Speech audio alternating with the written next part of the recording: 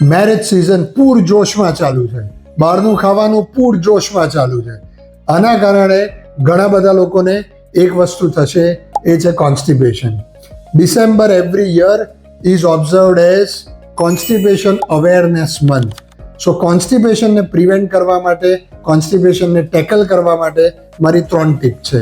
Tip number 1, કોન્સ્ટિપેશનને symptom તરીકે નહીં પણ કોન્સ્ટિપેશનને એક ડિઝીઝ તરીકે ટેકલ કરીએ, કારણ કે મેજોરિટી ઓફ ગટ ઇશ્યુઝ એ કોન્સ્ટિપેશનથી શરૂ થાય છે અને જો સિમ્પલ ટ્રીટમેન્ટ ના થાય તો આ ગટ ઇશ્યુઝ ઘણા વધી જાય છે.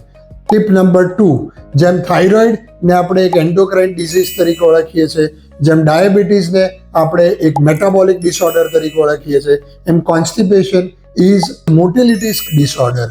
સો સિમ્પલ કોન્સ્ટિપેશનથી ગભરાવાની કે કોન્સ્ટિપેશનથી શરમાવાની જરૂર નથી. Talk to your doctor openly about this disease so that any treatment થઈ શકે. અને નંબર 3 અને મોસ્ટ ઇમ્પોર્ટન્ટ, કોન્સ્ટિપેશન ટ્રીટેબલ છે. મેજોરિટી કોન્સ્ટિપેશન લાઇફસ્ટાઇલ મોડિફિકેશનથી ટ્રીટેબલ છે અને જો એમાંથી ફરક ના પડે તો આપણે મેડિકેશન તરફ જવું પડે અને એ પણ દવા in consultation with your doctor તમે લાંબા ગાળા માટે લઈ શકો, જેથી કરીને તમને આ રોગ અને આ રોગના કારણે થતા ગટ રિલેટેડ ઇશ્યુઝમાંથી કાયમ માટે આરામ મળી શકે. રિમેમ્બર, જેમ આપણે આપણું ડેસ્ક સાફ રાખીએ છીએ, જેમ આપણે આપણું ઘર સાફ રાખીએ છીએ, એમ આપણા ઇન્ટેસ્ટિનને પણ સાફ કરવા બહુ જ જરૂરી છે.